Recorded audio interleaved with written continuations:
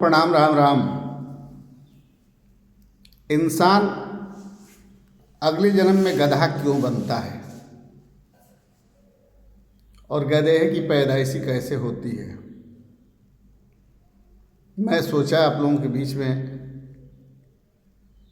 शास्त्र से जुड़ा कुछ बात रखें। एक पंडित जी थे, वो रोज एक राजा को कथा सुनाने जाते थे। रोज का उनका काम था। राजा उनको 1 रुपया देता था रोज, और रोज वो कथा सुनाते थे। एक दिन जा रहे थे, नदी पार कर रहे थे, तब तक पीछे से आवाज़ आई, पंडित जी कथा हमको भी सुना दीजिए। पीछे देखे, कोई दिखाई नहीं दिया। फिर वो चले गए। सोचते रहे, लेकिन राजा को कथा सुनाते रहे। दूसरे दिन फिर जा रहे थे, फिर आवाज़ आई, पंडित जी कथा हमको भी सुना दीजिए। फिर पीछे देखे, कोई नहीं दिखाई दिया। फिर चले गए, राजा को कथा सुनाए, पैसा लिए और चले आए। उनको पैसे की ज़रूरत थी।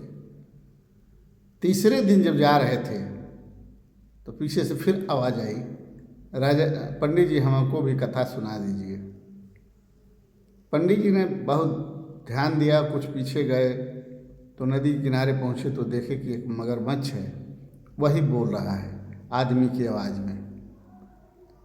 उन्होंने पूछा क्या बात है, तो उन्होंने कहा कि हमको भी कथा सुना दीजिए, हम आपको 1 असरफी रोज़ दिया करेंगे।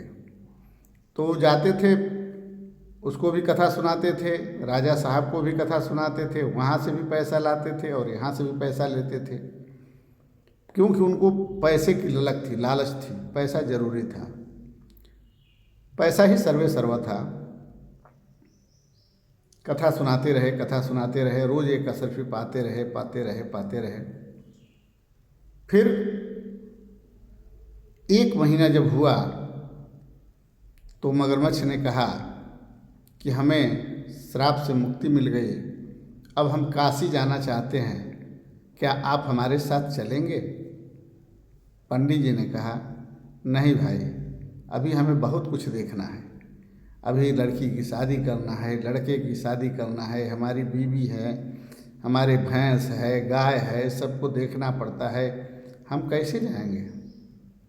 उसने कहा कि ठीक है, मत जाइए, लेकिन आपके बगल में जो धोबी है, उसके यहाँ जो गधा है, उससे पूछ लीजिएगा कि वो गधा कैसे बना, क्यों बना।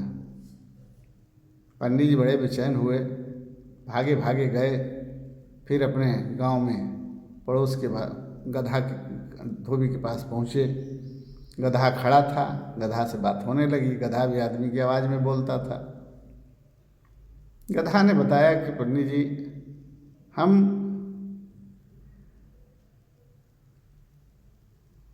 एक राजा के यहाँ मंत्री थे और हम राजा साहब को रोज मन क्रम वचन से सेवा किया करते थे। एक दिन राजा साहब को ऐसा लगा कि वो हमसे कहे कि देखो भाई, हम राजपाट छोड़कर जा रहे हैं वहाँ, काशी जा रहे हैं, तुम भी हमारे साथ चलो। मैं उनके साथ तो गया। वहाँ जाने के बाद राजा साहब को वहाँ मन लग गया। काशी में ही गंगा किनारे रहने लगे, नहाने लगे, पूजा पाठ करने लगे, और हमसे कहे कि तुमको भी अगर रहना है तो तुम रहो, और नहीं रहना है तो जाओ राजपाट चलाओ। तो मुझे जो भी धन दौलत लेके गए थे वो हमको दे दिए और कहे कि जाओ राजपाट चलाओ। हम राजपाट चलाने आ गए और राजा साहब वहीं रह गए, जिसके चलते हमें गधा बनना पड़ा। दूसरे जन्म में गधे का जन्म हुआ। तो हम इसलिए यह कहानी आपसे कहना चाह रहे हैं कि मुंह में, लालच में, स्वार्थ में हम प्रभु से दूर भागते हैं जरूर, लेकिन इसके एवं में हमें क्या मिलेगा ये नहीं जानते हैं। जब आप भी